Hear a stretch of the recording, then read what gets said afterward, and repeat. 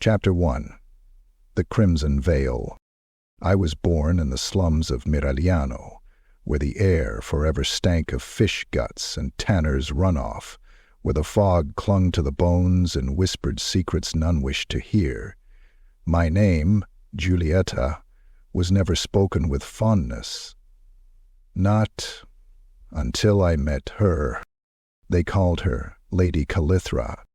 Even now, I struggle to describe the effect she had on the world. She moved like a wisp of smoke through a crowded room, commanding the gaze of every noble, every doge, every baron and battle-scarred mercenary captain whose coin carried weight in the city. Her beauty was undeniable, yes, but it was not beauty that held them. It was something deeper, something older, a power sewn into her skin like silken thread through velvet. I first saw her from behind a red-lacquered screen. I had been bought from the brothel by a masked servant of her estate, a man with a stitched throat and eyes the color of old blood. He never spoke a word, only gestured for me to follow. They washed me in perfumed waters that smelled like summer lilies and burnt cloves. They dressed me in pale muslin, almost transparent, and daubed my lips with rouge as though preparing a doll. Thence I was led to the Sala di Sussurri, the whispering hall, where she received her guests. Behind the veil I saw the nobles of Miragliano, men I'd only ever glimpsed from afar, in gold-trimmed carriages or under the watch of pistol-bearing guards. Now they were here, kneeling, begging, for a moment of her gaze. Their fingers trembled as they offered jewels, deeds, and promises of betrayal against kin. These were not men. They were husks, puppets dancing on invisible strings. And at the center of it all, she sat. Lady Calithra reclined on a chaise of deep crimson velvet, her limbs long and smooth as polished ivory. Her eyes were half-lidded, like a cat in the sun, but their irises glowed faintly in the dim light, green, not with the brightness of youth, but with an unwholesome mineral sheen, like emeralds pulled from a cursed tomb. She wore a gown of gossamer black that shimmered like oil across water, slid up to her thigh, exposing the curve of one perfect leg. Her fingers dripped with rings, but the only adornment she ever touched was the veil. The Crimson Veil. A wisp of translucent red silk, it hung from a delicate circlet of black gold and brushed her lips when she spoke, when she chose to speak. That veil? Gods forgive me, but I believe it was alive. It moved when there was no breeze. It pulsed with a heartbeat not my own. I came to understand later it was not mere cloth. It was soaked in the blood of kings, consecrated in rites no temple would dare name. My introduction came on the third evening. A nobleman, Duke Aldobrando, a man known for his duels and his dozens of dead enemies, fell to his knees and wept at her feet, his blade cast aside like a child's toy. He begged to serve her, to abandon his title, his lands, even his sons. She smiled, placed a single toe beneath his chin, and said, "Drink." A cup was brought forward. The liquid inside was thick, dark, and steaming. The Duke drank, and seconds later he began to scream. It was not the scream of a man in pain. It was ecstasy. It was death. It was every secret desire he'd buried beneath years of noble decorum. He screamed until his throat bled, and then collapsed, twitching like a broken marionette. Lady Calithra turned to the screen. "Come out, little flower," she said. I obeyed. The hall was silent, save for the dying gurgle of the Duke. 100 eyes turned on me, but I saw only hers. She tilted her head. "You smell of tallow and fear, but there is potential. The eyes of a listener, the hands of one who has not yet killed. I like that." She rose. With inhuman grace, she crossed the hall and stood before me, taller than I expected, colder. Her skin was flawless, like porcelain freshly fired. She touched my chin with 2 fingers, lifting my gaze to hers. "Your name, Julieta," I whispered. "Not anymore." She kissed my brow, just a brush of lips, cool and dry. My heart stopped, I swear it did, for just a breath, and when it resumed, I was no longer the same girl who had scrubbed piss from brothel floors. "You are mine now," she said. That night, the crimson veil was placed over my own eyes, and I watched through it as the city changed, as men fell, as secrets were whispered through blood-slick lips, and I learned. Chapter 2. Velvet and Perfume. The air of Lady Calithra's manor was thick with incense, sweet, spiced, and cloying, a heady blend that clung to the throat like oil. It poured constantly from braziers of hammered bronze shaped like writhing women, their mouths forever open in frozen moans. The scent wove its way into your skin, your clothes, your very dreams. Once you breathed it, you never forgot it. It was not merely perfume. It was possession. I awoke each morning on silken sheets the color of old blood, beneath a canopy embroidered with creatures I could not name, part woman, part beast, eyes like pits of shadow.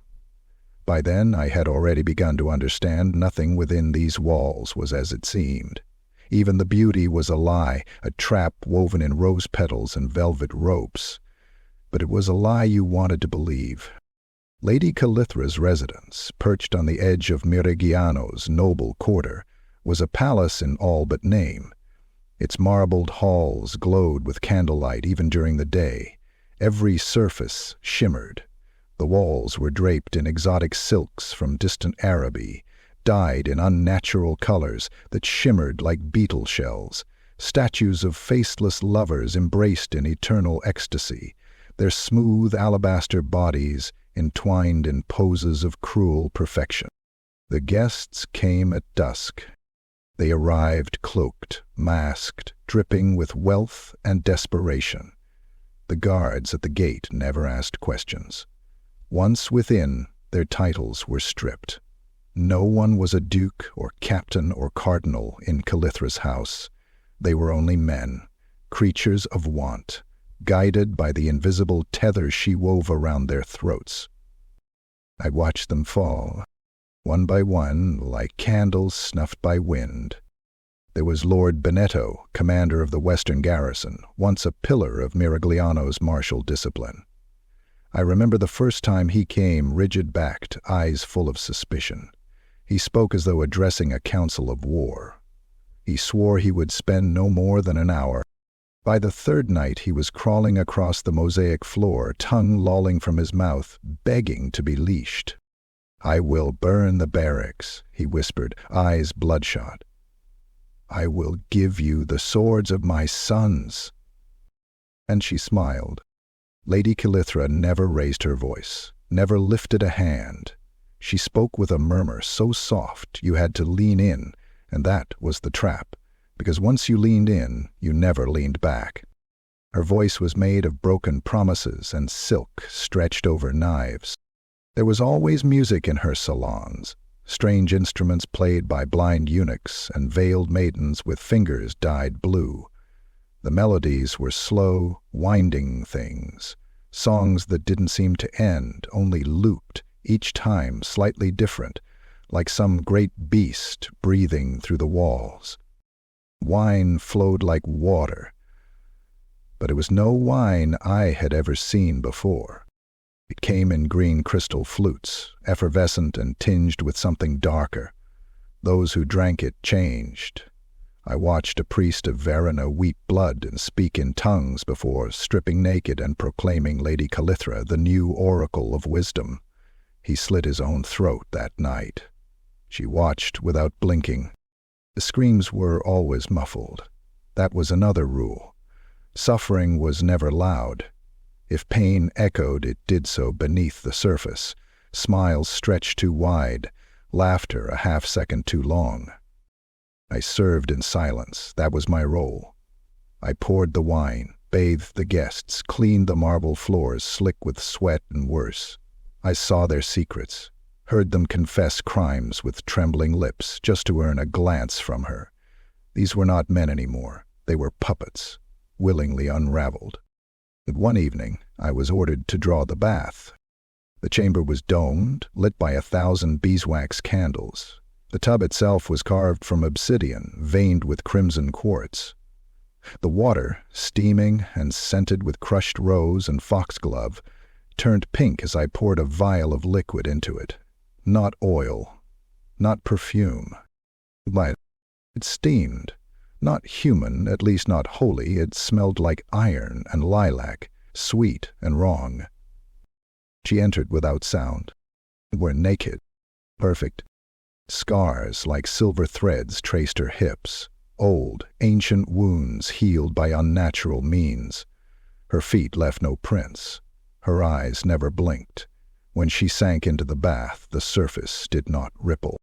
"Tell me, Giulietta," she said softly, "what would you give up for freedom?" I had no answer. She didn't need one. She never did. Later that week, a great pyre was lit outside the barracks. Lord Bennett had kept his promise. His soldiers deserted. The city was weaker, and no one blamed her. No one dared. Another time, a young knight from Bretonnia, Sir Valmain, came boasting of his honor and his holy vows. Within a week he was wearing nothing but a velvet collar and silver cuffs, kneeling by her feet, whispering his lineage and offering to soil it. He branded her sigil into his chest, a red eye with thorns for lashes. He thanked her for the pain, and I watched her change too. Each soul she devoured, figuratively or otherwise, seemed to make her brighter, more vivid, as though feeding off their despair made her more real. The lines of her face softened, her hair darkened, her presence grew heavier. It was a hunger wrapped in perfume, and it never stopped. This was not love, it was not even lust. It was consumption. And still they came. They always came. The manor's halls echoed with moans and songs and the rustle of silken limbs. Bodies passed in and out of shadow. Hands clawed in pleasure or pain. It made no difference. Velvet. Perfume. And beneath it all, the stench of rot, of something far older than pleasure, something ancient and coiled, sleeping behind her eyes. I should have run. I should have screamed, wept, begged the gods to save me, but I stayed, because I too had begun to breathe the incense without coughing, and in the dark, perfumed corridors of that damned house I had begun to smile. Chapter 3. The Eyes of the Faithful. They called themselves the Eyes of the Faithful. They were not named by her hand, no. Lady Calithra never deigned to bless them with such banality. The title emerged like a whisper in the alleys of Miragliano's noble quarter, carried on the breath of trembling lips, and inked in cryptic letters on parchment exchanged in the shadows. But the meaning was clear. They watched for her, bled for her. At first they were few, a smattering of noble dilettantes, thrill-seekers, and bored aristocrats drawn in by her beauty and the allure of her forbidden salons. But in time they transformed. Exposure to her presence, to her rituals, those intoxicating nights of incense, whispered chants, and acts of submission cloaked as pleasure, eroded their will. What was once mere admiration soured into obsession. And obsession is fertile soil for devotion. They began to wear red silk over their eyes in public, mocking blindfolds that hinted at sight beyond sight. In truth, it was her mark. I learned that each eye who wore the crimson veil had tasted her blood, drawn from her wrist with a blade of obsidian and offered on the tongue in private, candle-lit ceremonies. A single drop was enough to sever the tether to their former lives. I remember one such ritual vividly.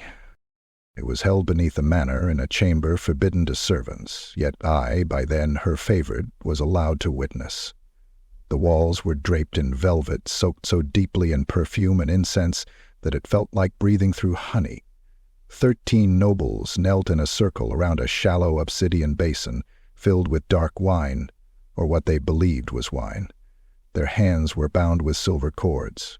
Each bore wounds, self-inflicted. They had cut away their own titles, branding her sigil over the flesh where their family crests once lay. Lady Calithra entered, robed in shadow. She spoke not a word. She moved around the circle, touching each head, fingers trailing red paint that never faded. When she reached the basin, she sliced her palm with a crescent blade and let her blood fall into the wine. A ripple passed through the acolytes, like wolves scenting fresh prey. One by one they drank. They writhed, eyes rolled back. Some screamed. One began laughing, high-pitched and cracked as his veins turned black beneath the skin. Another collapsed in convulsions, blood frothing from his nose. No one moved to help. No one dared interrupt the ritual. She watched him die and smiled. "Worthy?" she said simply. He was left there, body twitching, until it stilled. Afterward, the others were embraced. They kissed her feet, they swore their lives, they offered her gifts, names of enemies, ledgers of trade routes, codes to safes and treasuries. One merchant even brought his daughter, barely 14, presenting her like an offering of livestock. Calithra declined her with a wave. "I do not feed from children," she murmured. "Their terror is not seasoned." The merchant bowed, weeping, apologizing as though she had denied him an honor. The eyes began to operate in the daylight, subtly at first, pressuring rivals, slandering her enemies, undermining clergy who dared to speak ill of her growing cult. But as their numbers swelled, they became bolder. A priest of Moor was found crucified upside down outside the cemetery, his eyes plucked and replaced with polished rubies. A magistrate investigating disappearances vanished mid-sentence during a council meeting, only for his tongue to be mailed to his widow in a box of carved onyx. Not all the eyes returned from her salons. That was the price of faith. Some entered the manor and were never seen again. We, the handmaidens, understood. When they vanished, it was not always death. Some were taken beneath, into the deep rooms, the ones carved from the stone long before the manor existed. A labyrinth of bloodstone and root and forgotten glyphs, older than the city itself. There she fed. Sometimes I heard the screams, muffled by floors and velvet, but no less terrible. Sometimes I cleaned the floors after. There was one night, a man called Lord Casselval, a merchant prince from Tobaro, who entered the salon in gold-threaded robes, flanked by bodyguards. He scoffed at the veils, mocked the wine, demanded real pleasure. He even dared to touch her. A single touch. Her hand moved with such speed I could not track it. His face exploded, literally burst, his jaw shattered into splinters, teeth and pink mist scattering across the floor, one eye hung by a nerve from the socket. He screamed, gurgled, collapsed. She crouched over him like a cat over a wounded mouse. "Your mouth is your sin," she said coldly. "Let us cleanse it." She pressed her fingers into the remnants of his face. With slow, deliberate force, she crushed what remained. I heard bone crackle like dry reeds underfoot. He twitched for a long time. When it was done, she looked up at us and smiled. "Let this be instruction." He was never spoken of again. The eyes watched all of this with reverence. They saw the violence as a blessing, a lesson in humility before divinity. They became her agents, her blades in the dark. They no longer sought pleasure, they sought purpose. And she gave it to them in fragments of her attention, in the scent of her passing, in the illusion that they mattered. But she did not love them. She loved only control. And as I served in her halls, carried silver trays, washed the blood from tiles, I began to see it for what it was. Not just a cult of lust, not merely obsession, but the slow erosion of self, the offering of one's soul to a thing that devoured identity and spat out obedience. They were the eyes of the faithful, but in truth, they were blind. Chapter 4. Blood Beneath Silk. It began with the black candles. Thick columns of wax, darker than pitch, twisted with veins of red like old blood congealed within. They were never lit by hand, only by Calithra's breath. One whisper, one exhalation from her crimson lips, and the wicks ignited with flames that burned blue at the core and hissed like serpents. These were not candles for light. They were beacons, signals, invitations.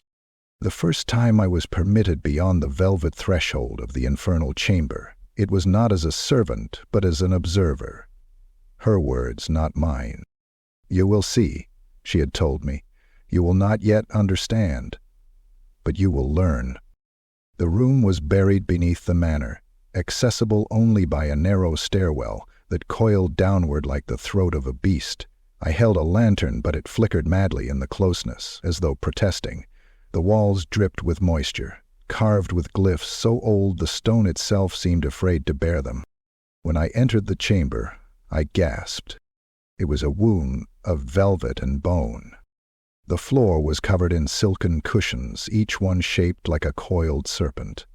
The walls were veiled in layers of black lace that shimmered in the light of the candles, giving the illusion of shadows moving beneath. In the center, a circle of ash had been etched into the ground, perfectly symmetrical, lined with sigils drawn in what I recognized immediately as blood. The copper tang filled the air, sweet and metallic and thick. Around the circle knelt 7 figures, their faces obscured by veils dyed in the same crimson as Calithra's own. They were naked save for the veils and golden chains draped across their torsos, bearing the eye and thorn sigil over their hearts. Each held a small dagger carved from obsidian. They murmured in unison, a language I did not know, yet somehow felt in my teeth and bones. Then she entered. Lady Calithra wore nothing but a sheer robe the color of bruises. Her skin shimmered, impossibly smooth, untouched by time or light. Her eyes were like twin voids, pulling all heat and hope from the room. In her hand she held a crystal goblet, faceted like a jewel, faintly glowing from within. "Estor, she said, sounding torn. She moved like water, slow and serpentine, each step deliberate, each glance a command. The kneeling acolytes did not look up. Not one dared. She stepped into the circle, and then the ritual began. The acolytes began to chant louder, their voices rising in pitch and urgency. The room seemed to pulse, like it had a heartbeat of its own. The black candles flared, the shadows lengthened. Calithra lifted her goblet. She sliced her palm open, deep, unflinching, with the obsidian dagger she always carried hidden beneath her gown. The blood poured freely, thick and dark, almost black in the candlelight. It dripped into the goblet, filling it slowly. The glow intensified, and I swore it began to move, swirling of its own accord, alive with malevolence. Her voice rose above the others, a chant in that same cruel tongue, each syllable like a dagger into reality. Anket, Reneth, Valtiri, Cetirem, Esknashai. The circle responded in kind, a crescendo of voices, bloodletting, devotion. Then the acolytes cut themselves. Each dragged their daggers across their own palms, across their chests, letting the blood pour freely into bowls placed before them. They trembled, some wept, one convulsed, but none stopped. This was their offering. This was the price. Lady Calithra walked among them, dipping her fingers into their blood, smearing sigils onto their foreheads. With every mark she made, they cried out, not in pain, but ecstasy. the kind of scream that rattled the spine. One man bit through his own tongue and spat it to the ground in joy. The goblet overflowed now, blood sloshing over the edges in rivulets that hissed upon contact with the ground. And then she drank, slowly, with both hands.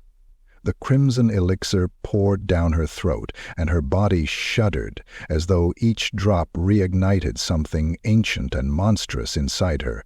Her skin grew paler, her eyes brighter. Her veins, once invisible, now glowed faintly beneath the flesh like threads of fire. The chanting stopped. Silence fell like a guillotine. Then one of the acolytes, the youngest, a boy no older than 17, looked up too quickly and met her gaze.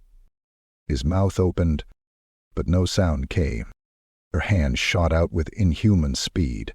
She gripped his throat and lifted him from the ground as though he weighed nothing. Her fingers curled tighter. His legs kicked, his eyes bulged. "No eyes upon the queen," she whispered. With a sickening crunch, she crushed his larynx. He wheezed, coughed blood, clawed at her wrist. She dragged him into the circle. Still holding him aloft, she plunged her dagger into his chest. Once, twice, 3 times. Blood sprayed across the ash, splattering the sigils. The boy gurgled once more and went limp. She dropped him, and he crumpled like a rag doll, blood pooling around him in steaming rivulets. She looked to the others. None flinched. Instead they bowed, deep, reverent, as if she had shown them divine mercy. Then Calithra looked at me. Her eyes found mine, twin vortexes of hunger and amusement. "Giulietta," she purred, her voice slick with blood and pleasure. "Come here." I obeyed. I could not resist. She held out the goblet. The blood inside still glowed, now mixed with the boy's. Steam rose in slow tendrils, coiling like phantom fingers. "Drink." I hesitated. Drink, or be fed. My fingers closed around the goblet. It was hot to the touch. The liquid shimmered with impossible hues, red, gold, even a flicker of violet. It smelled like death and roses. I drank. He burned. It burned. It was fire and ice and knives and voices, all screaming and singing at once. It coursed through my veins like molten silver, warping the world, ripping me from myself. I screamed. I fell. I saw her true form. Not the woman, the beast beneath. Wings of shadow, eyes like pits of stars, a mouth that could consume worlds. And then darkness took me. When I awoke, I was on the cushions, my hands stained red, my lips slick with dried blood. The boy's body was gone. Only the sigils remained. And Lady Calithra sat upon her obsidian throne, smiling like a goddess, her eyes on fire. Chapter 5. Flight to the Borderlands. It began with the sound of bells. Soft at first, like the distant tolling of temple chimes, then louder, more urgent, more insistent, until they filled the entire manor with a vibrating hum, as though the walls themselves were thrumming in anticipation. The black candles flared, the velvet curtains writhed, the very air shifted, and Lady Calithra descended the grand staircase barefoot, eyes blazing like twin eclipses. Her gown that day was pure crimson, drenched in a hue no dye could replicate, a red that shimmered like arterial blood. It clung to her like a second skin, and the train behind her flowed as if possessed, trailing tendrils of shadow that left wet, steaming streaks across the marble floor. She gathered her followers in the Hall of Desire, once a ballroom, now repurposed into a throne room of silk and flesh. The eyes of the faithful knelt in rows, their veils drawn, their throats bare, their bodies trembling in expectation. I stood to the side, heart pounding, hands slick with sweat, the goblet of ceremonial wine quivering on my tray. She raised one hand, and the room fell silent. "My children," she said, her voice woven from smoke and sin, "this city no longer pleases me." A murmur ran through the crowd, quickly hushed by a glare from her lieutenants. Calithra stepped forward, slow and predatory, eyes never blinking. "Miragliano stinks of stagnation, of old men playing at power, shackled by law, choked by tradition. We are not meant to crawl among them. We are meant to reign." She gestured, and two acolytes stepped forward, dragging a man bound in chains. He was naked, his flesh bruised and torn, his mouth stuffed with a silk gag. I recognized him, Doge Fellamore's spymaster. A man whose fingers had twisted countless fates from the shadows. Now he trembled like a whipped dog. Calithra circled him. This one dared spy on me, dared whisper of exile, of inquisitors, of holy fire. She smiled, "But I have no fear of fire." Without another word, she reached into the folds of her gown and produced a dagger. Not obsidian this time, but silver, carved with runes that bled light. She drove it into the man's chest with brutal finality. His scream was muffled by silk as the blade pierced lung and heart. She twisted, and then pulled. The blood that poured from the wound was not red, but black. It bubbled and hissed as it hit the floor. He convulsed, frothing, his eyes rolling back into his skull. With a flick, she slit his throat, and the spray of gore misted across the front row of her faithful, who received it with open mouths and moans of rapture. "I will not be caged," she said, voice low and thunderous. "I will not be chained." She pointed east, to the border princes. "There we will build anew.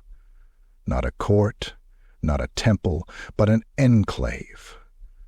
A sanctuary for the free, for the fearless, for the faithful." Cries erupted, praises, sobs, screams of devotion. One noble ripped open his tunic and carved her sigil into his chest with a dagger. Another fell prostrate and began to flagellate himself with a length of barbed chain. Blood sprayed, flesh tore. The stone floor drank it all. Within hours, the exodus began. The manor was stripped clean. Every artifact of power, every tome, every goblet and blade and vial was packed away in sealed casks, guarded by creatures that did not bleed when cut. The handmaidens were assigned to oversee the transportation of Calithra's garments, her thrones, her banners, each embroidered with the eye and thorns, now rendered in flesh-pink thread, dyed from the tongues of oath-breakers. By nightfall, smoke rose from the city. The eye set fire to their own estates, their businesses, their former lives. Entire sections of the merchant quarter were reduced to ash.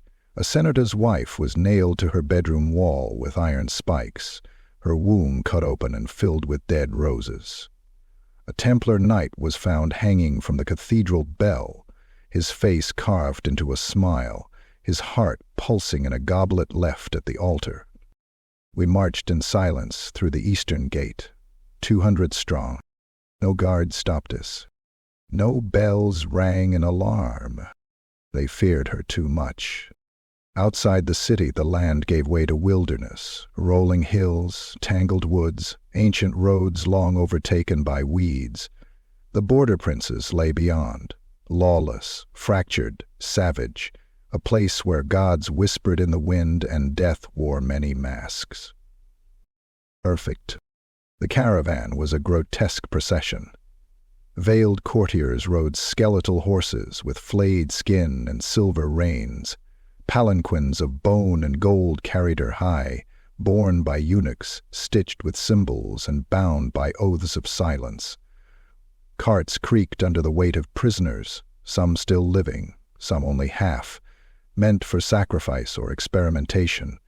None knew. The deeper we traveled, the more the land changed. Animals fled our passage, the trees bent away, birds fell dead from the sky.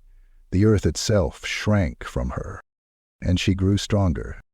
I saw it in the way her eyes shone beneath the moonlight, in how her breath frosted in the warmth, in the way even the shadows danced to her tune. The blood made her bloom again. The further we fled from the false civility of Miragliano, the more she became.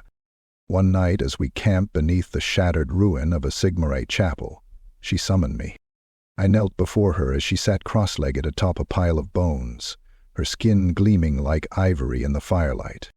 "You see the world as it is now, don't you?" she asked me. I nodded.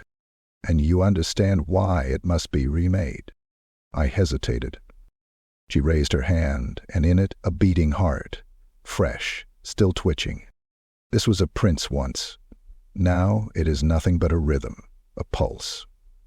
Power, Giulietta, lies not in titles, nor armies, nor faith.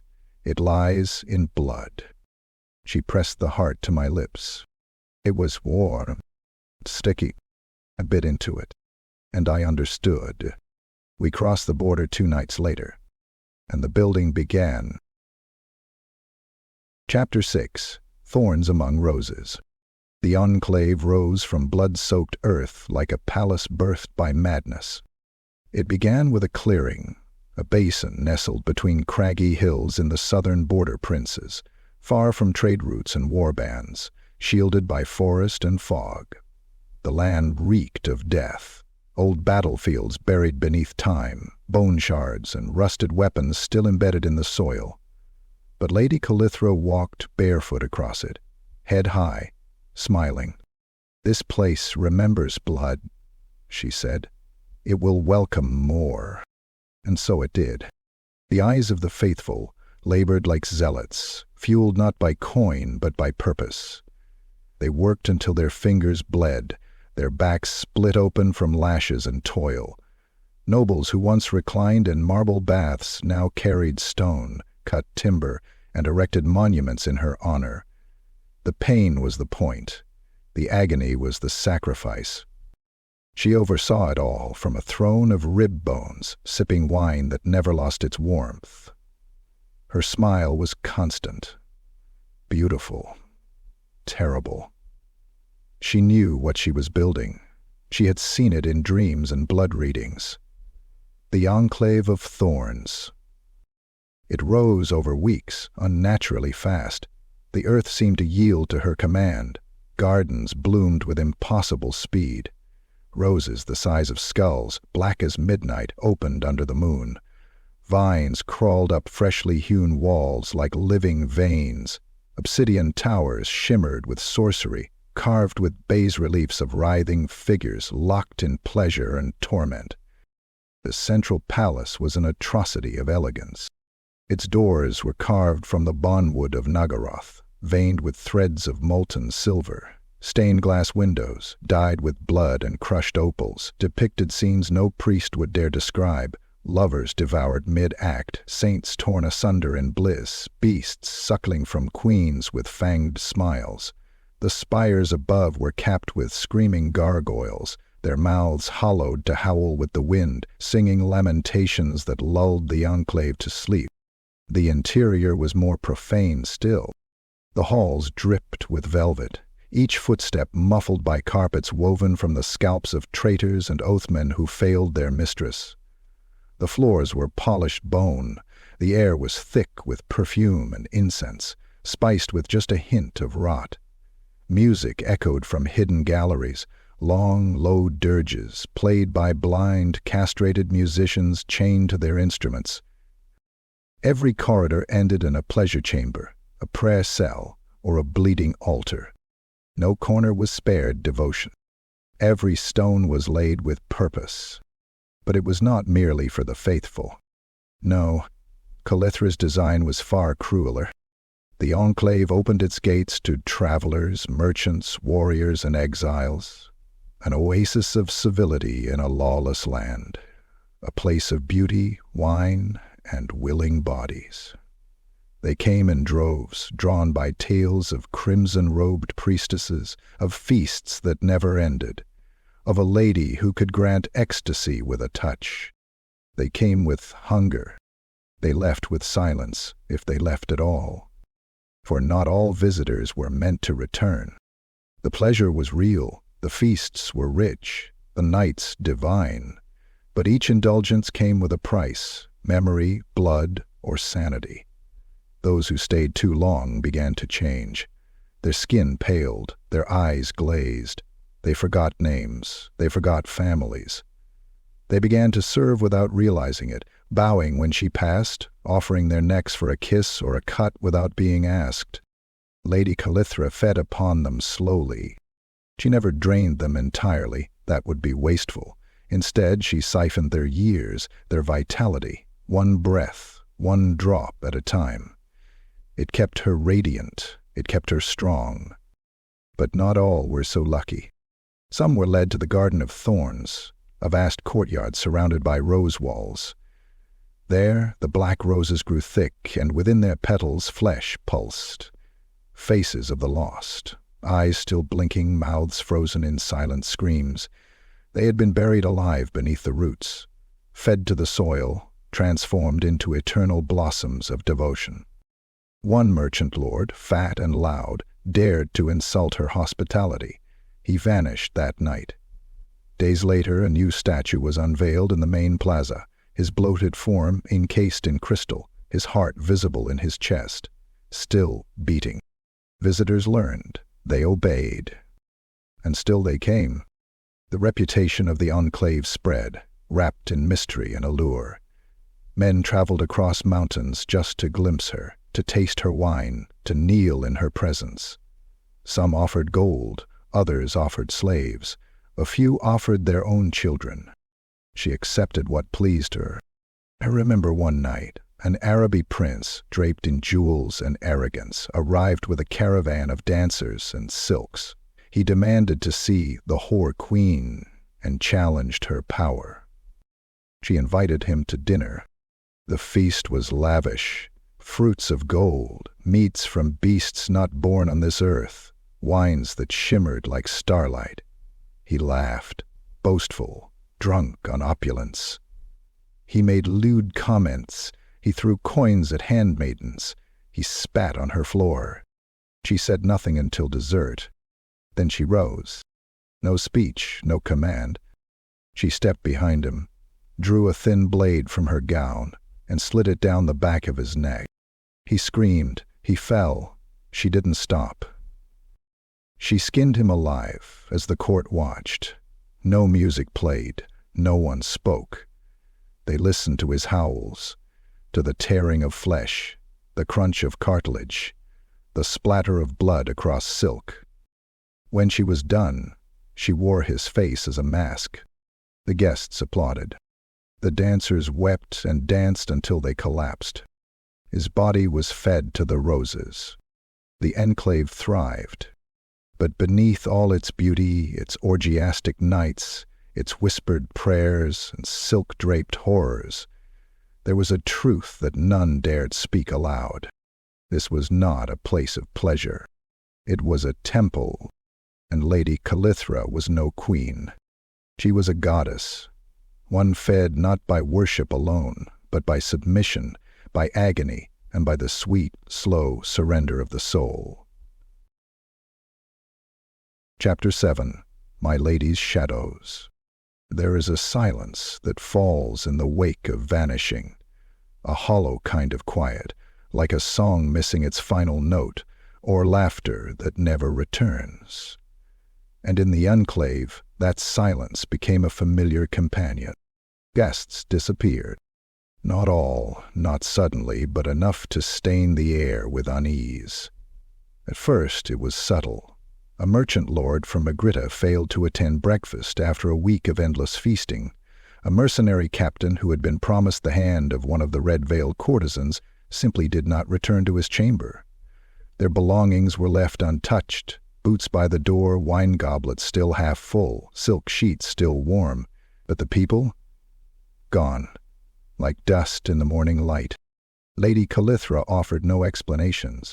When one of the courtiers asked, too boldly, about the absent captain, she only turned to him, placed a single pale finger on his lips, and whispered, encyclic. There's higher value to ask questions when you can offer devotion. That night, his tongue was nailed to the underside of his dinner plate. We found his body the next morning, slumped beside the garden of thorns, throat gaping, blood soaked into the roots of the black roses. The flowers bloomed especially wide that day. But it was not just the vanishings. It was her. I had served her for months by then, and I had memorized her every movement, every glance, every inflection of voice. But suddenly, the little changes began to scream. Her eyes never blinked. I tested it once, standing before her with a tray of incense, watching from beneath my lashes. I stared. My own eyes burned and blurred. I had to look away, but hers remained fixed, unbroken, not dry, not strained, just impossibly still. Then there was her reflection, or lack thereof. The palace was filled with mirrors, long panes of polished obsidian, silver-rimmed glass framed in ivory and gold. And yet, when she passed them, nothing. Not absence exactly, more like a shimmer, a blur, as if reality refused to remember her. And her body, God's forgive me, it never changed. She did not age, she did not bruise, she did not bleed, not unless she chose to. I once watched a courtier spill hot wax across her arm by accident. It hissed against her flesh, clinging, bubbling. She did not flinch. She did not scar. She smiled. Pain, she murmured, is a choice. And yet her handmaidens bled freely. We, the true ones, the old ones, but even we began to dwindle. Morella vanished first, quiet, bookish, the girl who always carved runes into the backs of her spoons. One day she was brushing Calithra's hair. The next, her chambers were empty and cold. No word, no warning. Then Giselle, who liked to sing in the laundry courtyard. Then Doria. And then the new ones came. They were strange, wrong. They called themselves handmaidens, wore the same robes, bore the same silver chain about their necks. But they moved differently. They never laughed. They never blinked. They never slept in the servant dormitories. They spoke in a dialect I had never heard, even with my travels, harsh consonants, guttural phrases that made my spine itch. They never answered questions, only smiled, their lips too red, their teeth too perfect. I watched them once during a night of ritual, hidden behind one of the veils in the chapel of bliss. Calithra was at the altar, singing in her dream tongue, her body bathed in candlelight and blood. The new handmaidens knelt around her, swaying. And then they hissed. It wasn't a sound of reverence, it was hunger. They bared their teeth, long, needle-like canines glinting in the light. Their eyes flashed yellow. One opened her mouth wider than a jaw should allow. A forked tongue flickered, tasting the blood in the air. I nearly screamed. Instead, I backed away, slowly, carefully. But even then, one of them turned her head with a sharp snap, nostrils flaring. She sniffed the air and smiled. I ran. That night, I sealed my door with salt and ash, whispering prayers to gods I no longer believed in. From that day forward, I understood. These new handmaidens were not like me. Not women. Not even beasts. They were shadows. They were hers. And still, she treated me differently. Still, she called me Giulietta. Still, she let me bring her water, brush her hair, undress her for the blood rites. I began to wonder if I was being spared or prepared.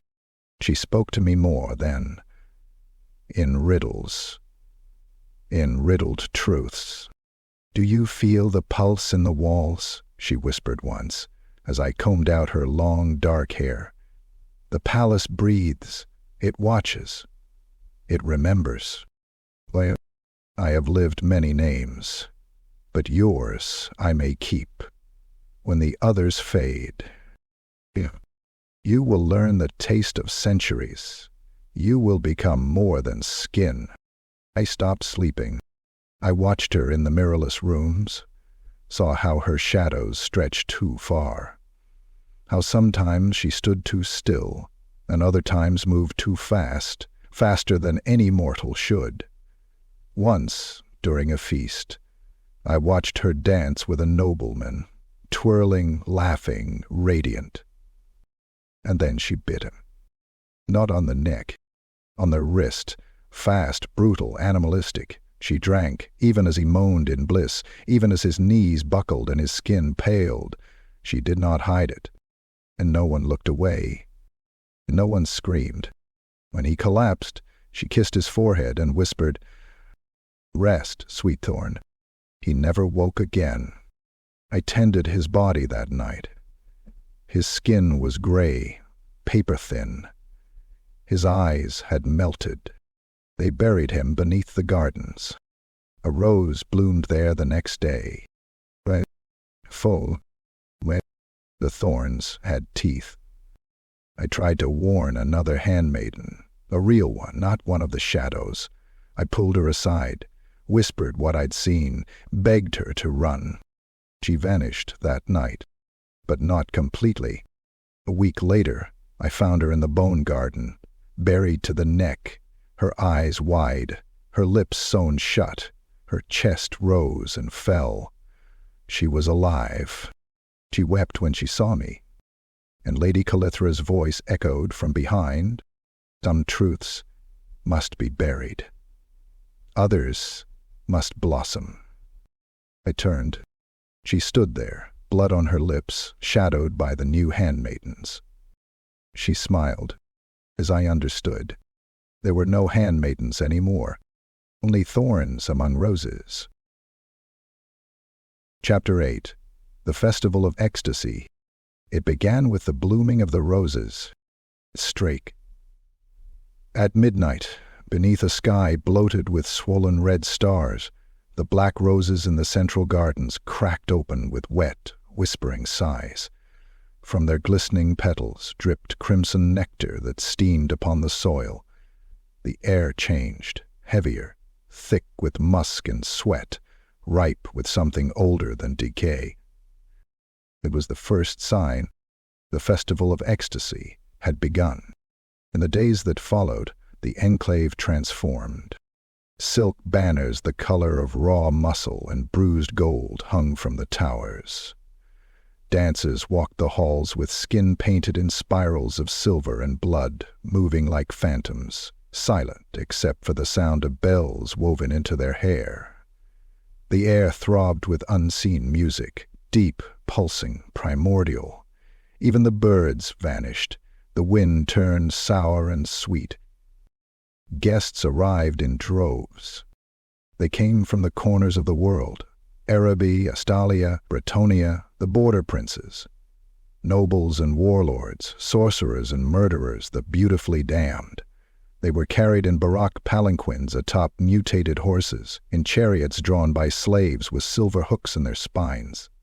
They brought gifts, flayed skins, chests of rare poisons, living statues carved from the flesh of elves. All came to worship. All came to her. Lady Calithra greeted them from her obsidian dais beneath the weeping arch, clad in a gown of woven hair and living moths. Her mask that night was a sculpted rose with thorned vines curling down her cheeks, and behind it her eyes burned like twin furnaces. When she spoke, the earth trembled.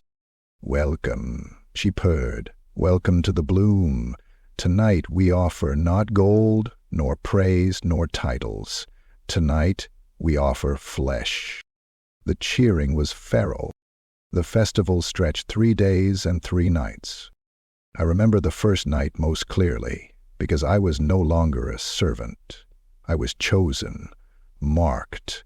Calithra had personally anointed me with a line of blood down my throat, whispering the words, "Julietta, no longer of dust, you are of silk and shadow now.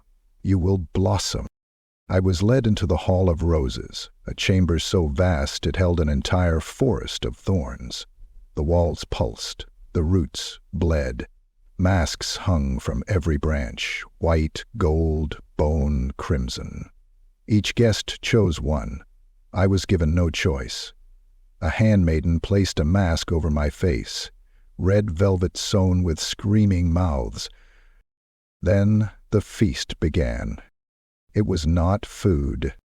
It was bodies, arranged in poses of agonized pleasure across black marble tables, dripping with honey and spiced wine. Some were alive, drugged into catatonia. Others I could not tell. People sliced flesh with jeweled knives, shared it like fine cheese, fed it to each other with kisses. Blood pooled in chalices. A woman drowned herself in a vat of wine, moaning the whole way down. The orgies began soon after. The masks gave license. There were no names, no rules. Hands grasped, tongues wandered. Pain and pleasure blurred, screams echoed into laughter. I was pulled into the fray, touched, worshipped, bitten. I surrendered, not because I understood, but because resistance had long since withered inside me. At the center of it all, Lady Calithra danced. She floated above the crowd, bare, radiant, her body glistening with blood and oil. Her fingers left trails of fire across skin. Her mouth pressed upon necks, thighs, mouths, taking, giving, devouring. Her laughter wove through the madness like a blade through silk. But the climax, the offering, came on the third night. We were led, naked and masked, into the Garden of Thorns. The moon hung low, bloated and red. The roses hissed, their petals twitching. A great altar stood in the center, carved from flesh stone, pulsing with a slow heartbeat. Upon it knelt the offering, a young man, pale, trembling, bound with cords of human hair. His eyes were glassy, his mouth sewn shut. Across his chest was painted a rose in fresh blood. He was beautiful, and he would die. Lady Calithra appeared in silence. She wore no gown, only a crown of thorns and a cloak made of stitched-together faces. She stepped barefoot over the rose roots, each thorn slicing into her skin, but no blood fell. Her eyes locked on the offering. She whispered words none understood. The crowd fell to their knees. Then, with one smooth motion, she opened his chest with a curved knife. There was no scream, only a soft exhale. She reached in and pulled free his heart, still beating, glistening, steaming in the night air. She raised it high. To the red rose of eternity, she declared. To she who watches from beyond the veil. We give this bloom, and then she bit into it. The crowd howled. The roses opened. The air turned red. The young man's body twitched one final time, then began to sink into the altar, as though the stone itself drank him. When it was over, Calithra turned to us, face wet with blood, smiling. "Tonight," she whispered, "you have all been reborn." And I wept, not from sorrow, but because for the first time I believed her. Chapter 9. The Hunter Turned Pet. He arrived like thunder, a wall of muscle wrapped in steel and purpose, boots crushing bone and ash beneath each stride. He bore no sigils, no robes, no masks, just weathered armor dark with the stains of battles past, a crimson scarf across his jaw, and a glare sharp enough to split stone.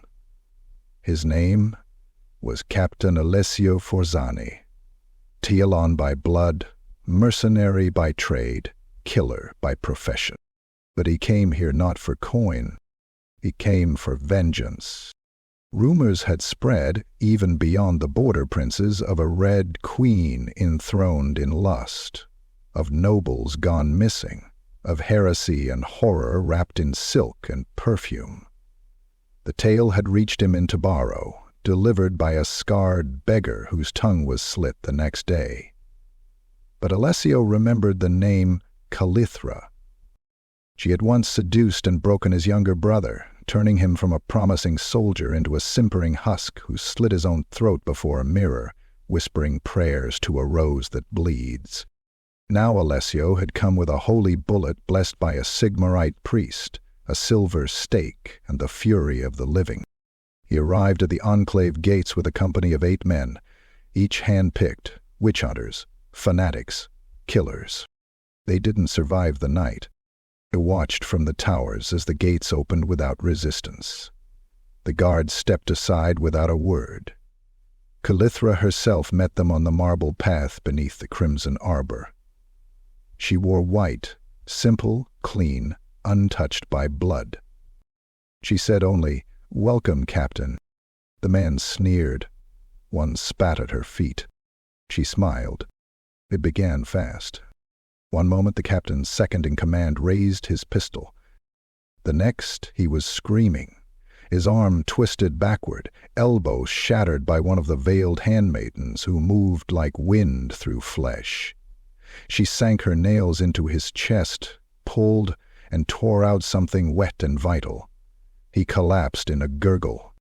The others reached for their weapons, too slow. The handmaidens fell upon them, a ballet of blood.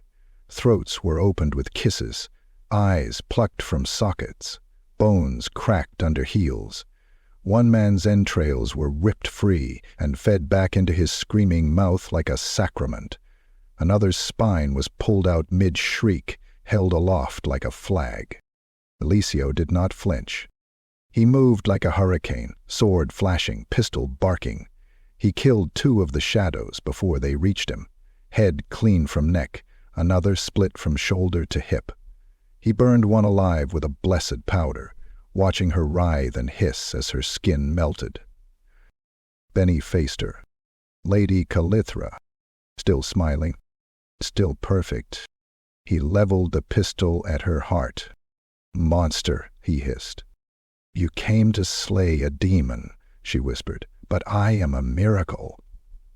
He fired. The holy bullet struck her chest. Flesh burst, a flower of gore blooming where her heart should be. She staggered, and then laughed. The wound closed. She stepped forward. "You brought anger. You should have brought faith." He charged. Their blades met once. He screamed. It was not pain. It was something more, a sound that came from the soul, not the flesh. His sword dropped. He staggered backward, eyes wide, trembling. "What did you—" he gasped. She touched his cheek and showed him everything. I saw it.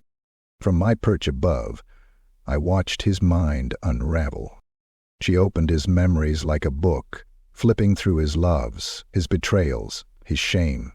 She showed him what he had buried, the joy he took in slaughter, the arousal he felt when he tortured, the lies he told himself about honor. She exposed the rot at his core and kissed it. He fell to his knees, sweating, weeping, begging. "I don't want to fight you," he choked. I want to understand." "You already do," she said. That night I saw him again. Not armored, not proud. He crawled at her heels, naked, collar around his throat, her name branded into his chest with molten iron. He smiled through tears as she led him into the garden. She did not turn him, not fully. He did not earn immortality. But he became hers, body and mind. He sat by her feet during rituals, whispering prayers in a broken dialect. He guarded her bed with blade and blood. He licked her wounds. He offered his own throat when she thirsted, trembling with joy as she fed. They called him Petal, a joke, a trophy. And once, just once, I saw her cradle him in her lap as he slept, her eyes soft.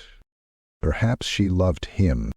Perhaps she simply enjoyed breaking something so sharp. In the end, it didn't matter. The hunter had come to slay a monster, but he found godhood in her shadow, and he never left. Chapter 10. A Dream of Fangs. It began with silk, not the kind that rustled in the corridors of the enclave, nor the perfumed sheets upon which the devoted writhed. No, this silk was wet, clinging to my limbs like a second skin, like a shroud pulled from a tomb soaked in the oil of centuries. It twisted around my wrists and ankles, coiling slowly as though alive, as though aware. I was dreaming, but the dream did not feel mine. I stood in the middle of a great chamber, impossibly vast, impossibly dark.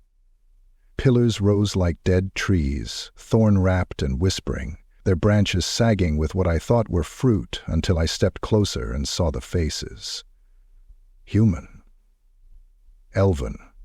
Even orcish, lips sewn shut, eyes wide, weeping black sap.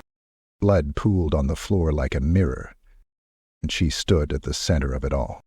Lady Calithra, naked beneath a storm of veils, her hair drifting like ink in water, her body aglow with a subtle, pulsing light that came from within. She stood over a man, no, a boy, pale, trembling, eyes wide with adoration and terror. His chest rose and fell rapidly, his lips moved but no sound emerged. She leaned forward, and I watched her bite. Not quick, not gentle, her mouth unhinged like a serpent's, wider than any mortal's should, her teeth not dainty fangs but spikes of ivory, long, curved, primal. They pierced his throat, sank in deep, and pulled, not just blood, but heat, memory, essence. He writhed, arched, clawed at her back, but her arms coiled around him like vines, holding him tight, feeding and feeding and feeding. I heard his heartbeat falter, then stop. She drank until he was husk and dust, until his skin withered against bone, until his eyes rolled back and popped like overripe fruit. She stood, crimson-slicked, beautiful beyond comprehension. And then she looked at me. Not through me, but me. "You dream well, Giulietta," she whispered, her voice both lullaby and funeral dirge. "Let us make it real." I woke with a scream. The candle beside my bed was still burning. The chamber, mine, the servants' quarters of the second tier, was silent. No screams, no moans, no laughter. But I was wet. My skin gleamed with sweat, my limbs shook, my throat burned. I reached for the jug of water, tipped it into my mouth, and choked. It was warm. It tasted wrong. Metallic, like copper. What? I staggered to the basin, splashing water onto my face, gasping, gagging, desperate to wake again. But I was already awake. And then I saw them. The marks. 2 puncture wounds high on my neck, just beneath the curve of my jaw. Not scratches, not bites from any insect or blade. These were deep, perfect, too clean to be accidental. The flesh around them throbbed, red and tender. Blood had dried, in lines down my shoulder, trailing between my breasts. I didn't remember the pain, only the dream.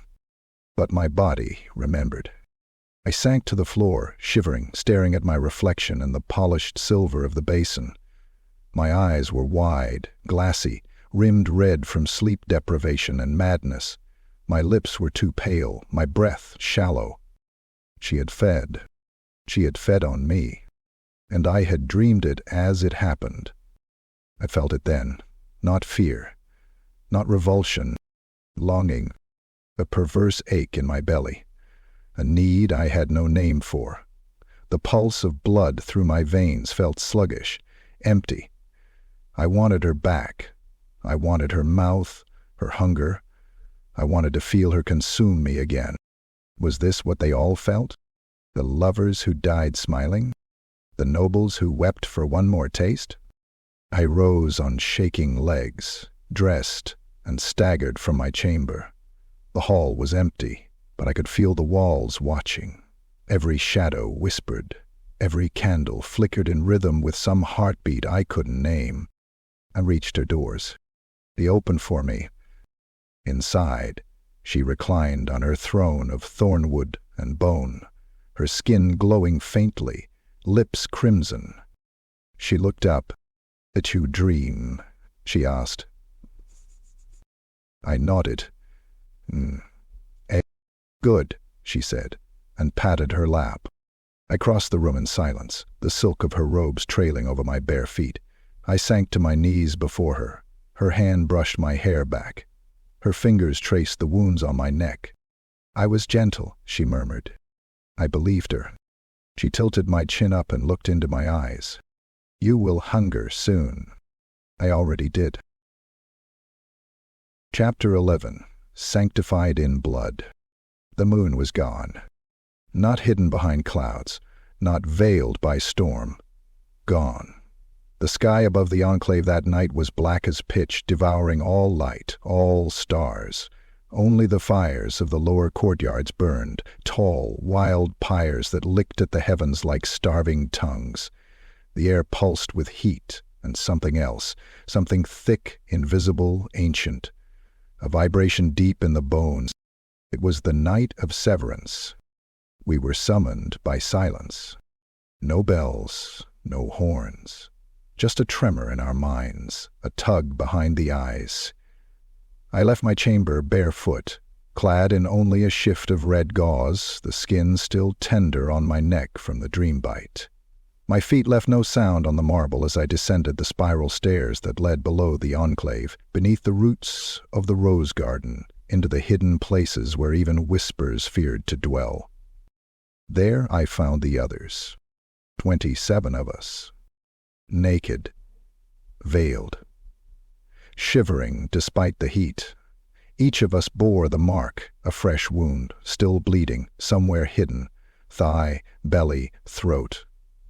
Each of us had been chosen. The chamber was circular, carved from black stone that drank the torchlight. The floor was painted with a sprawling sigil, veins of red and gold that pulsed faintly, as though alive. Around the walls stood 13 robed figures, silent and faceless, hands clasped, obsidian blades at their sides. In the center stood Lady Calithra.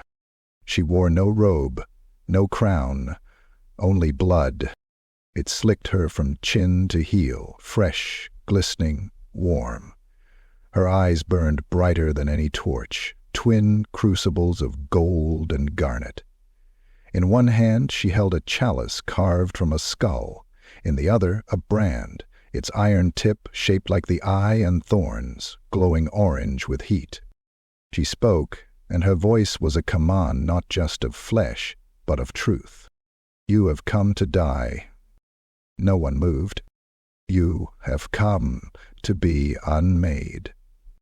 A shiver rippled through us. "You have come to shed the lie of your old selves, to be sanctified in my blood, in pain, in sacrifice, to rise as something more." She lifted the chalice. "I have tasted your dreams, your sins, your fears, and still I have called you." One by one, the robed acolytes stepped forward.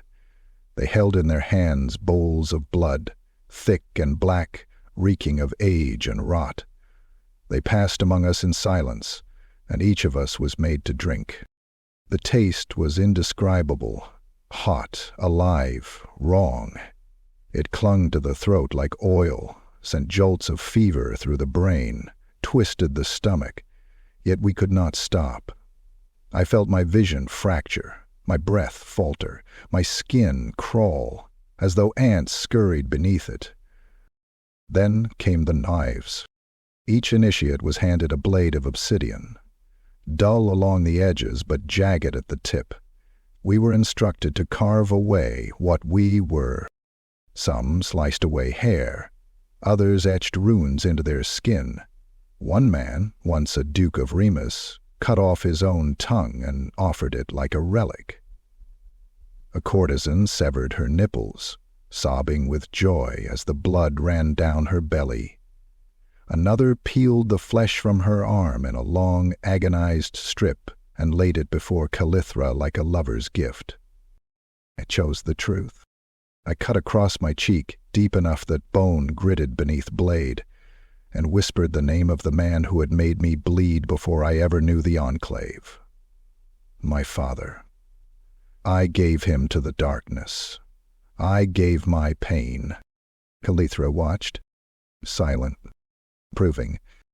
Then came the fire. One by one we stepped before her. One by one she took the brand and pressed it to our skin. The scent of burning flesh filled the chamber. Screams echoed, raw and wet. The iron seared the sigil of devotion on chest, back, breast, thigh, wherever she deemed it most sacred. When it was my turn, she pressed it just above my heart. The pain was divine. It spread through my ribs like lightning, a bloom of agony so pure I saw stars, I saw memory, I saw her face before anything else. She whispered in my ear as the iron burned, "You are mine." The brand hissed. I screamed, and I wept with joy. When it was done, the chamber was silent once more. We knelt in our pain, in our bleeding, in our loss, and we were reborn, not as servants, not as lovers, as ice, as Thorns, as her order, the order of the Crimson Veil. Our first act, to baptize the enclave in blood. Outside, chained to pillars, were 13 prisoners, traitors, spies, failed initiates. One by one, we dragged them into the chamber. They kicked, they pleaded. One recited prayers to Moor until his tongue was torn out. We slit their throats over the center sigil, feeding the stone. Each death made the chamber pulse brighter. The walls seemed to sigh. Calithra laughed, spinning, arms outstretched, drunk on the offering. And we followed, danced in the blood. We howled. We belonged.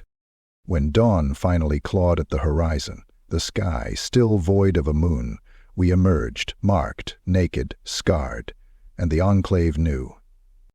The guests bowed. The faithful wept. Even the handmaidens, those who still remembered breath, averted their eyes. We had become more than flesh. We had become hers, sanctified in blood. Chapter 12. Whispers of Nehakara. The scrolls were not meant for me. They had been sealed beneath the sanctum of Thorns, behind a door without a handle, guarded by glyphs etched in dried blood and bone dust. Glyphs that whispered in sleep. Glyphs that watched. Only Lady Calithra entered those vaults, and only during eclipses or nights when the stars bled. But I had begun to hear the whispers. They came to me in sleep, hissing like serpents in ancient tongues. Dreams of burning sand, pyramids of obsidian, thrones carved from the skulls of kings. I woke with sand on my skin and the scent of myrrh in the air. My eyes stung. My blood ran cold. Something was calling. One night, drawn by a compulsion I could not resist, I followed the scent of embalming oils and incense down the forbidden corridors. No guards challenged me. No shadows moved to block my path. It was as if the enclave wanted me to see. I found the door open. Inside was a mausoleum of knowledge, walls lined with scrolls, tomes bound in skin, and tablets carved with hieroglyphs no Tilean scholar had ever touched. Candles burned blue. The air was dry and cold, heavy with centuries. And in the center, laid upon a stone altar, was a scroll. Its edges were frayed, but the ink glowed faintly in the dim light. It bore the mark of the eye and thorns, older than Calithra herself. I unrolled it with shaking fingers. It told of Lhamian, of a city older than empires, older than gods. It spoke of Queen Nehakara, the first to taste the elixir of unlife, a woman who defied death, who drank darkness and became something more, a seductress, a tyrant, a goddess of blood. From her loins were birthed the Lhamian sisterhood, each more beautiful and terrible than the last, shadows who whispered in the ears of kings and drank the lifeblood of empires. The scroll named them Nehakara, Ankat, Usira, Semet, and Calithra. The ink shimmered at her name, pulsing like a wound. She was no courtesan. She was spawned of Lhamian, one of the first to leave the tomb city after its fall, a wanderer who cloaked herself in names, in flesh, in decadence, who seduced entire bloodlines into extinction, who built cults from empires and drank the marrow of civilizations. The rituals made sense now. The bloodletting, the thorns, the dreams of fangs. We were not worshipping beauty or freedom. We were feeding an immortal hunger. The red rose of eternity, the name she used in ritual, was not a title of adoration. It was a curse, given to her by her sisters when she betrayed them. A queen cast out, her fangs dipped in poison, her beauty cursed to remain flawless so none would see the rot within. I dropped the scroll. My hands trembled. My eyes wept blood. Behind me, something moved. A rustle of silk. The scent of roses. Curiosity, came her voice, low and warm, is the thirst that never quenches. I turned. Lady Calithra stood at the threshold, veiled in shadows. Her eyes were not hers. They were older, flickering with starless night. Her smile was gentle, but the corners of her mouth curled just slightly too far. "You read?" she said. I nodded, unable to lie. "You understand?" Tears streamed down my face. "You're not Tilean." "No," she said softly. "I am Lhamian. I am Calithra of the last moon. I danced on marble in the court of Queen Nehakara when the world was young and kingdoms still prayed to the sun. I have kissed empires into ruin and named their ashes my lovers." He stepped forward. "I taught your ancestors how to die beautifully." Her hand cupped my chin. Her fingers were cold and perfect. "Will you run?" "No," I whispered. "Will you scream?" "I already have." She leaned close, breath like winter and lilac. "Then you are ready to learn more." That night, she opened my veins, not with a bite, but with a blade of obsidian carved with hieroglyphs. She drew my blood into a goblet and mixed it with ash and sand. I drank. I saw a city of golden towers swallowed by desert. A queen weeping black tears over a lover turned to dust. Sisters torn apart by ambition, bound in eternal hatred. And Calithra, always watching, always whispering, always feeding. When I woke, my tongue spoke Nehakaran. My eyes burned with truths not meant for mortals. I was not Giulietta anymore. I was her vessel, and the whispers had only just begun. Chapter 13. The Crimson Scripture. It was hidden behind the throne. I found it not by design but by obsession. For weeks I had traced every crack in the enclave's foundation, studied every flicker of torchlight that danced too long against bare stone. Whispers followed me like perfume. Dreams bled into waking hours. And at last, the voice, not hers, but older, told me where to press.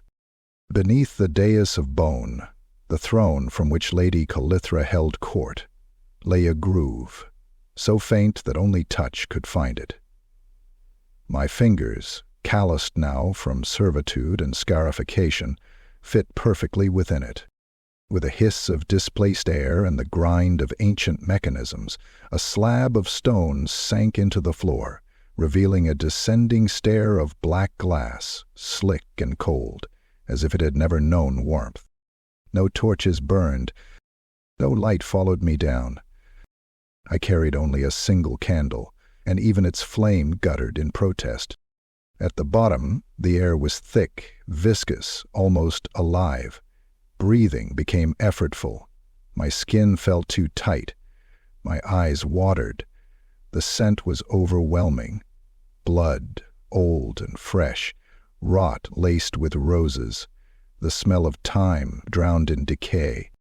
The chamber was circular, sunken into the earth like a cyst beneath flesh. The walls were covered in flayed skin, stretched taut and inked with runes, words etched in a script so ancient it made my bones ache to read. In the center stood the altar. It was not stone. It was bone, twisted into shapes that hurt to look at. Vertebrae wrapped around femurs, jawbones biting into pelvises, hands reaching out, frozen mid-scream. It pulsed faintly, like something still lived within. Dried blood coated every crevice, dark as wine, some of it fresh enough to gleam. But it was not the altar that made me tremble. It was the books, tongues bound in flesh. Their pages were not paper but stretched skin, inked in blood that moved when touched. They sat in alcoves, cradled in bone fingers, humming with restrained hunger. I reached for one, hesitated, and opened it. The screams were silent. They echoed only in my mind, like the howls of forgotten souls clawing at the veil. The text writhed, refusing to be read by unworthy eyes. I forced myself forward, lips moving, heart pounding. The words revealed themselves. They told of Lhamian, of the fall, of the curse, of Nehakara, the mother of all, cast into the shadows by her own ambition, of the daughters who followed her into undeath, and of the Crimson Scripture, a hidden chronicle forbidden even among the Lhamian sisterhood. A record of betrayal, a record of Calithra. She had once been called Sethamet, consort to a dark priest-king, the youngest of Neferata's chosen. But she had defied her sisters. She had drunk the blood of a necromancer slain in madness, contaminating herself with power not meant to be hers. She had fled Lhamian as it burned, taking forbidden knowledge with her. And she had rewritten herself. Again and again. Each new kingdom a new face. Each new face a new cult, always feeding, always building toward something. The scriptures spoke of Ephira, an empire that fell in a single night, of Vajal, whose queen birthed children of ash and was buried screaming, of Marotha, where 1,000 infants vanished into the sea during the festival of Thorns. Each had known Calithra, each had worshipped her, each had died. The final page did not bear words, as it bore a portrait, painted in blood, ash, and ink so dark it swallowed the light. The figure was unmistakable, Lady Calithra, but older, centuries older, her hair white as bone, her eyes hollow sockets filled with fire. Her smile was wider, her skin stretched thin, her beauty perfected to the point of monstrosity. The crown upon her brow was not of gold, but of teeth, and beneath it, etched in the flesh of the page, a single phrase in crimson. More than half her classmates are ghost devouring her own reflection. I dropped the book. He had laughed. Low, guttural, from within itself. The bone walls quivered. The altar groaned. Blood leaked from the ceiling in thick drips, spattering my shoulders, painting my skin in ancient warning. Then a voice, not hers, not mine, but somewhere between. She is not the end. She is the womb. The candle died. I screamed. Light returned when I awoke, back in my chamber, the door barred from the inside, my sheets clean, my body untouched. But beneath my fingernails was blood, beneath my tongue the taste of ash, and on the floor at the foot of my bed, the same page from the tome, the portrait, the queen. The eyes stared up at me, and this time she winked. Chapter 14. Daughter of the Red Court. The revelation came not in a storm of fury, but in stillness, so quiet that even the wind outside the enclave seemed to hold its breath.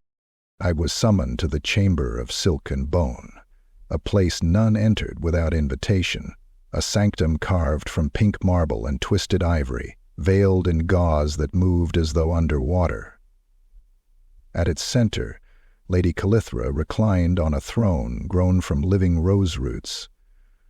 The roots pulsed with slow heartbeats, leaking black sap from thorned nodes. She was clothed in nothing but a shawl of moth wings, her skin bathed in the flickering light of floating lanterns that whispered names as they passed overhead. Her eyes caught me, and for the first time in all my years beneath her shadow, I saw a flicker of weariness in their depths. "Come," she said. "It is time you knew." He obeyed. She gestured, and the walls shivered. The silks fell away. The air thickened with memory, not my own, but hers. The scent of burning sandalwood and scorched tombs filled the room. And then she changed. Not in form, her body remained as flawless, as ageless as ever, but in posture. The mask of seduction slipped, revealing something ancient, cold, and infinite. Her voice deepened, became layered, as if 1,000 women were speaking through her tongue. "I am Lhamian," she said, "born not of this age, nor the last, but of the first blood, a daughter of Lamia, the cradle of the undying." She stood, and the throne retracted into the floor with a soft groan. The moth wings fell from her shoulders like ash. "But I am not queen, I am servant." Her nails lengthened into claws, her fangs slipped into view, 2 ivory knives glinting behind full lips. "Centuries beyond count, I have served the mistress of the Red Court, the pale matron, the thirsting mother." She walked past me, barefoot, dragging one finger across the wall. Where it touched, the stone cracked and bled. I was her courtesan, her executioner, her bride. I seduced kings to ruin, poisoned queens with kisses, slit the throats of oracles who dared speak her name in the daylight. She turned to me. "Do you think this enclave is mine?" she asked, softly. My lips parted, but no answer came. She laughed, a hollow, mirthless thing. "This is a nursery, a vineyard, a feeding ground for my mistress. I cull the strongest, the youngest, the purest of blood. I feed them to her through rites older than your gods." I staggered backward, bile rising in my throat. All of it, the rituals, the sacrifices, the centuries of ecstasy and blood, not for her, were something worse. She saw the horror on my face, and she smiled.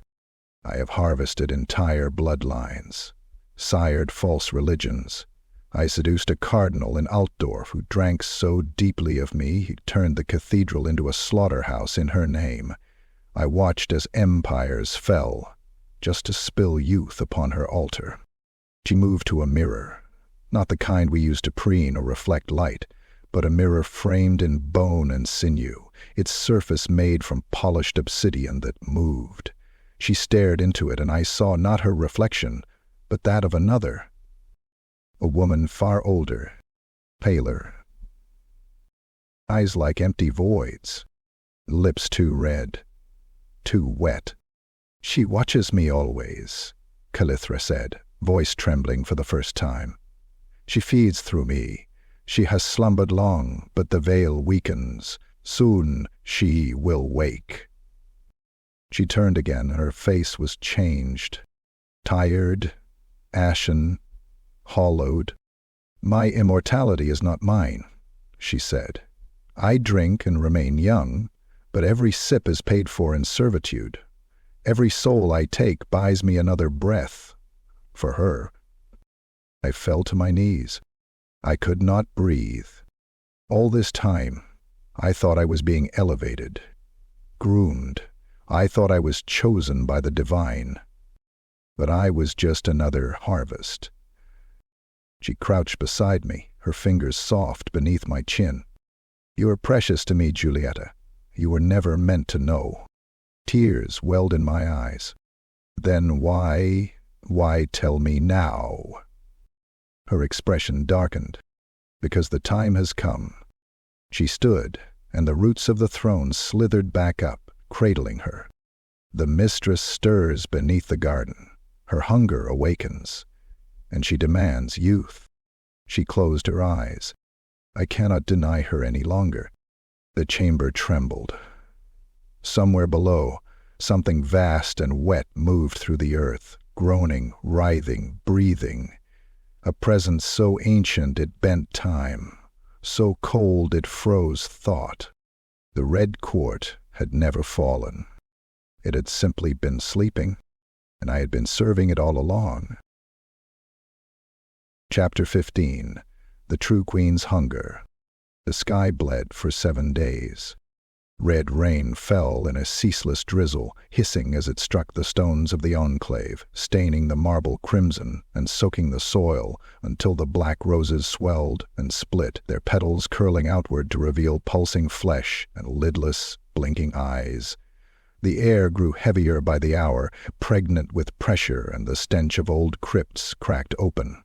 Nothing chirped, nothing howled, even the insects vanished. All life, great and small, knew.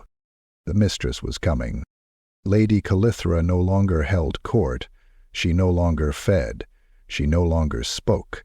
She remained cloistered in the inner sanctum, naked and silent, wrapped in thorned veils that wept ichor as they moved. Her handmaidens did not touch her. Her lieutenants did not question. She knelt before an altar of fused skulls and vomited blood each dawn, her body shaking, her eyes rolled white in a trance deeper than sleep. We, the Order of the Crimson Veil, were tasked with preparation, the final offering. It began with silence. All guests were expelled. Those who resisted were flayed alive and hung from the spires, their screams feeding the wards.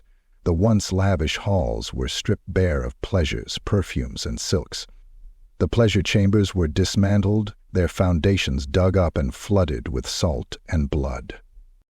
The Garden of Thorns was opened at last. Beneath the blooms of black rose, rows of bodies were unearthed, tithes from decades past, still warm, still twitching with pale larvae. We plucked their bones clean, fed the marrow to the soil, and carved the names of the faithful into their skulls. The roots drank deeply, pulsing like arteries. A great circle was carved into the courtyard, 400 feet in diameter. Its perimeter was lined with flayed skins stitched together into a canvas upon which the crimson scripture was scrawled in fresh blood. At each cardinal point stood an obsidian pillar, carved with the names of every soul Calithra had ever devoured. The circle of guilt. At the center, a dais of living bone, slick with blood and pulsing, waited. The throne of hunger. We prepared sacrifices, one for each year of the mistress's slumber, one for each year Calithra bought with her service. 297 bodies. Young, beautiful, innocent, none older than 25 summers. Some were guests, lured with honeyed wine and false smiles.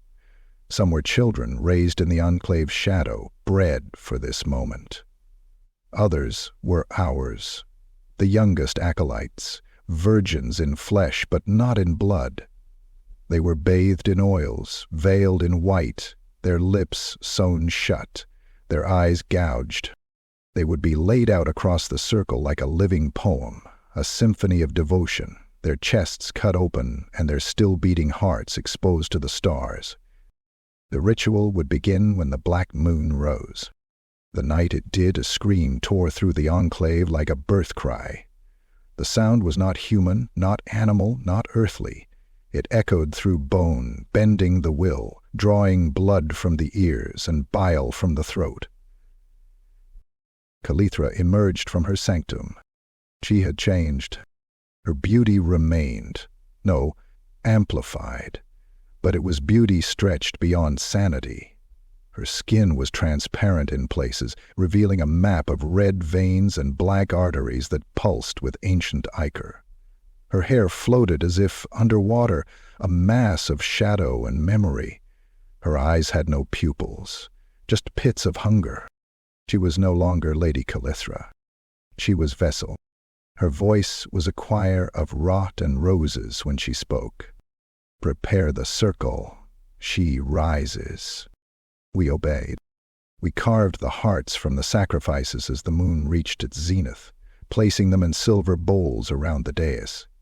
The bodies remained conscious, twitching, moaning through sewn lips, their exposed hearts trembling in cold air. Their blood flowed along etched grooves in the stone, forming the crimson sigil. The earth split. The dais shuddered.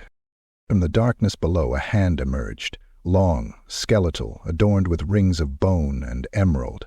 It grasped the dais, and slowly she pulled herself forth. The mistress, using the queen of hunger, the matron of the Red Court. Nehakara? Perhaps. Or something older, something deeper. Her face was shrouded in veils of shadow, but her mouth was visible. A gaping chasm ringed with fangs that pulsed and shifted like petals on a living bloom. Her breath was ice. Her presence turned fire to ash, light to shadow, hope to silence. She towered over us, and she smiled. Calithra fell to her knees. "I have prepared all," she whispered. The queen's voice was not sound, but weight. It pressed into our skulls, rattled our spines, forced us prostrate. "You have served well, my daughter," she said. Calithra trembled. "I'll offer myself, willingly." The queen descended from the dais. The hearts in the silver bowls burst into flame, one by one, each scream rising from the corpses like smoke. The sacrifices spasmed. Blood erupted from their eyes and mouths, arcing into the air, drawn toward the queen like iron to a magnet. She opened her mouth and fed, not with fangs, but with gravity. The blood rose in streams, twisting through the air, entering her mouth in long, screaming rivers. The sacrifices convulsed until they collapsed, hollowed-out vessels, their bodies imploding into red ash. The queen grew younger with each breath, taller, stronger, glowing, and then she turned her gaze to Calithra. Calithra wept. "If you kept your secrets, I have spilled generations for you. I have given you all." The queen bent low. "Then give me yourself." And Calithra smiled. "I am yours."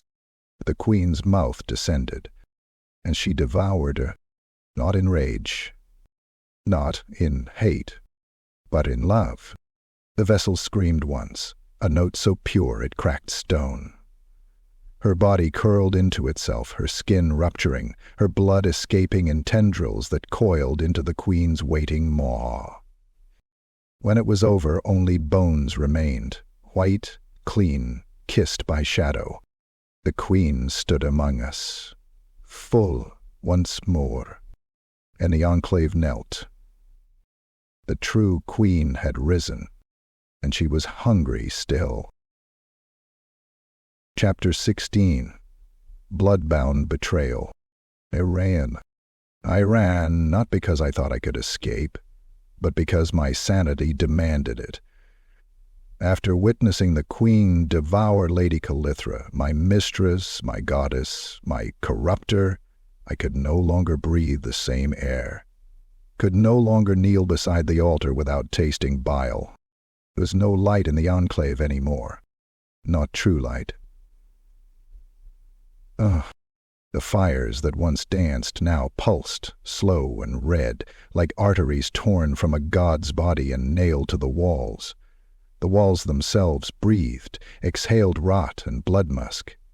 Inhaled my fear with every trembling footstep. Faces emerged in the marble, eyes blinked from the floors. Every shadow whispered, "Stay." But I fled, down servant tunnels, slick with old blood, through collapsed stone corridors once barred by velvet. I passed the bone garden, where the failed faithful wept in shallow graves, their mouths sown with rose thorns. One clawed at my ankle, but I kicked free, my bare feet black with ichor, my breath ragged and sharp as broken glass. I reached the outer wall. There, the gate unchained, cracked, standing ajar like a toothless grin. Hope burned in my chest for the first time in months. And then I heard her voice. Not the queen. Calithra. Soft, sweet, terrible. Julieta. I froze. She should have been gone, eaten. Her bones had cracked like sugar sticks beneath the queen's fangs. But there she stood, barefoot, naked, and burnt. She was whole and wrong. Her eyes bled, not from wounds, but from joy. Her skin shone with inner light, not golden, not divine, red, blood red. Her veins glowed like rivers beneath her skin. She stepped closer, leaving no footprints, the ground curling with rot where she passed. "You run," she said, voice chiding. "Why?" I couldn't speak. She smiled wider. "You saw the queen. You saw her glory. And you think that what you witnessed was the end of me?" She laughed. The sound cracked the stone beneath our feet. "I arranged it, Julieta. All of it. The centuries of devotion, the killings, the rites, the enclave, the feast. All built so she would awaken." She floated now, feet no longer touching earth. "Do you not understand? My death was not punishment. It was reward. I was not consumed. I was taken in, reborn in her. I am her now, in part. And you were always meant to follow." She extended her hand. I ran. I bolted into the mists, into the woodlands that lay beyond the blood-marred fields of the enclave. Trees bent away from me. Roots groped at my feet. I stumbled, fell, tore my knees open on stone and thorn, but I kept running. I ran until I reached the old chapel, forgotten, abandoned, its doors rotted, its altar long desecrated. I collapsed before it, gasping, retching, my limbs twitching. And then her voice was in my head. "You were never running away, Julieta." He screamed, hands over ears, but it didn't stop. "You were running to me." The floor split. I fell into blackness. Down. I awoke on stone, naked. The smell of blood choked me. The darkness was total, but I felt her presence, pulsing, warm, inside me. "You were my favorite," she said softly. "So eager, so faithful." A blade caressed my throat. I needed one last offering. Her breath was fire on my cheek. Not a stranger, not a fool, not a cultist. Her tongue traced my ear. "I needed love." I sobbed. She kissed my tears. "I needed you." And then the knife plunged into my chest. Pain bloomed like roses. Thorns pierced my ribs. Blood poured, slow and thick, down my sides, into carved channels that lit up with red light. My body convulsed, back arching. She kissed my mouth, deep, tender, as my life spilled between us. "I give you to her," she whispered, voice trembling, "for the last bloom." And as the darkness swallowed me whole, I realized the truth. There had never been a choice. had been hers from the first breath, and she had saved me for the final bite. Chapter 17. The Night of Thorns. The blood moon rose like a wound in the sky, vast, swollen, and leaking crimson light across the world. It stained the clouds with scarlet tendrils and turned the stone of the enclave into dark, dripping meat. The stars fled. No wind stirred.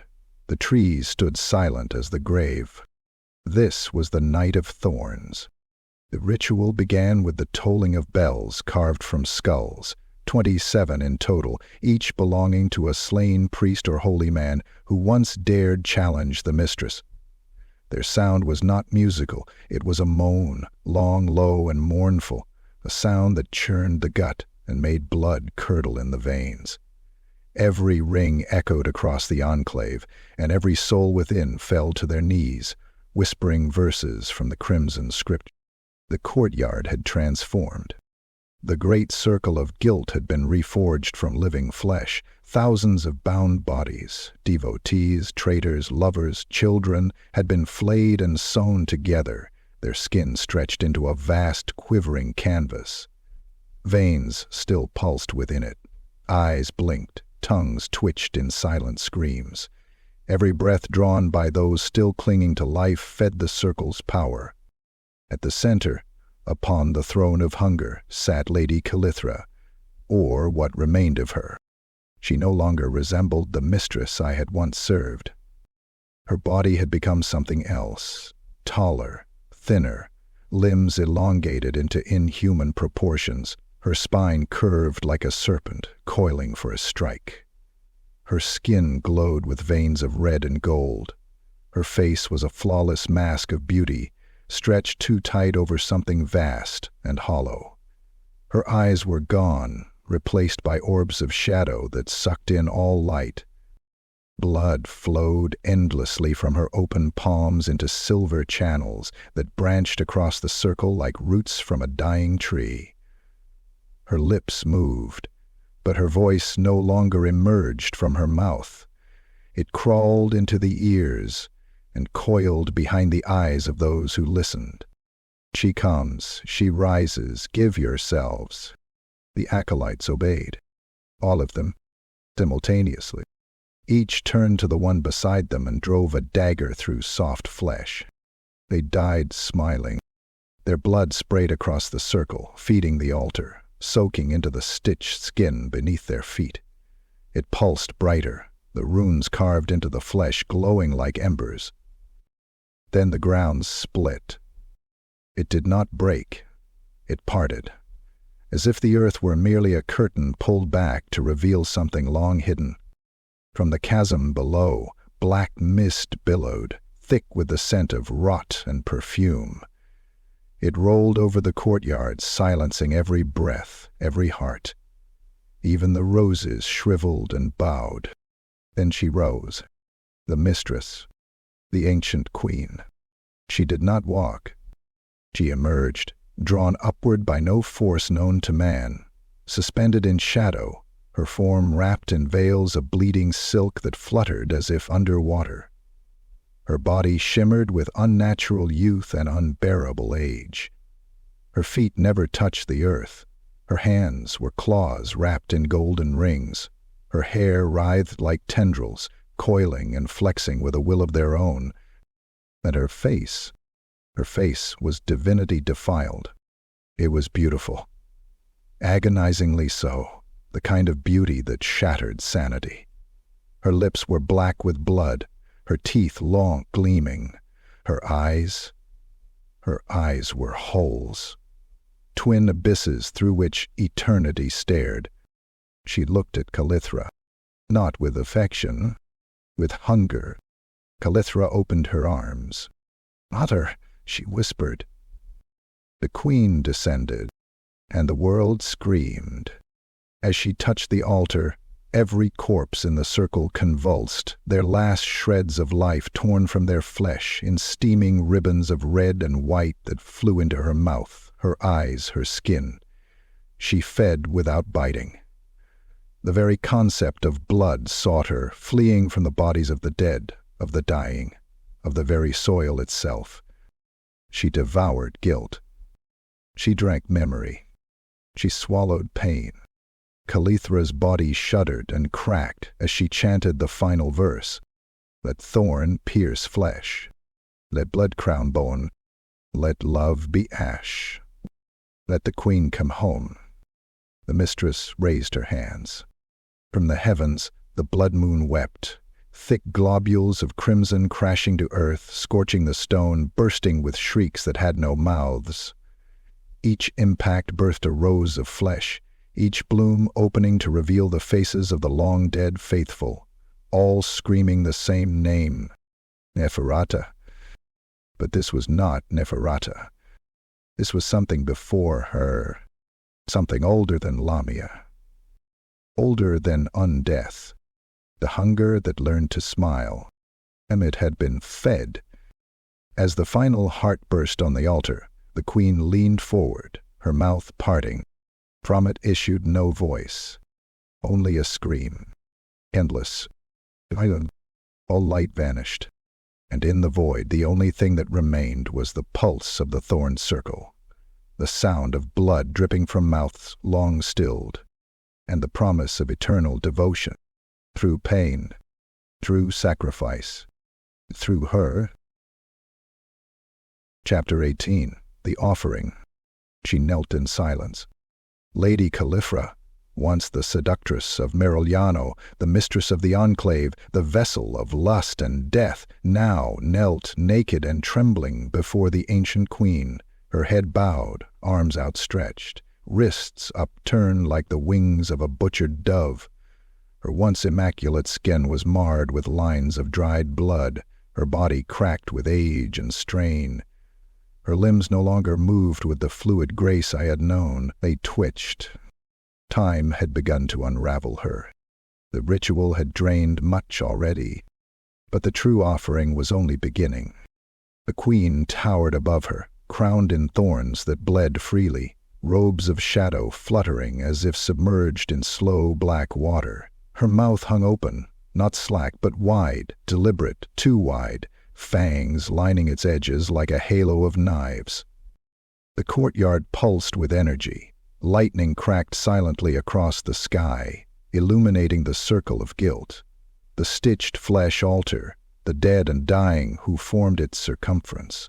Their blood had fed the earth. Now it was Calithra's turn. The queen extended her hand. Long fingers like spindles of bone hovered over Calithra's chest. Then they pierced her.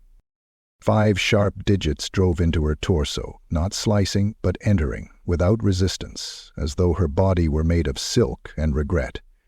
Calithra's spine arched, her mouth opened in a soundless scream. Her eyes rolled back. And then her blood rose. It did not gush. It ascended, a stream of deep crimson laced with black that floated upward from her chest, her throat, her eyes, her sex, her veins. Every pore wept centuries. It spiraled through the air like a serpent of pure sin, coiling around the queen's fingers and sliding down into her mouth. Calithra aged by the second. Her skin sagged, shriveled, turned blotched and yellowed like parchment. Her hair fell in clumps, her teeth cracked, her breasts withered, her spine curved. Her once youthful figure crumbled inward. She did not resist. She smiled. "Take me," she rasped, voice broken.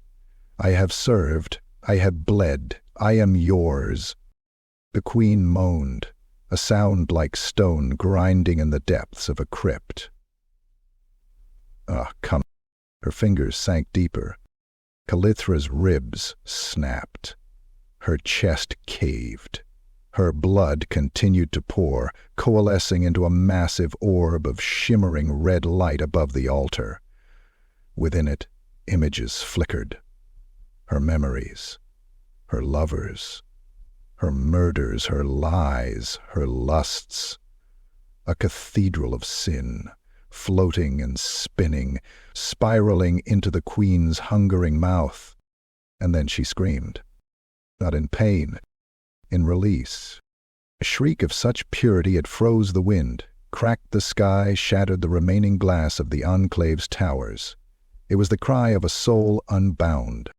Her flesh peeled away in sheets, torn from muscle by unseen hands. The muscle blackened. The veins turned to smoke. The bones beneath glowed, flared with one final pulse of power, and then crumbled to ash. The queen caught it all, in every speck.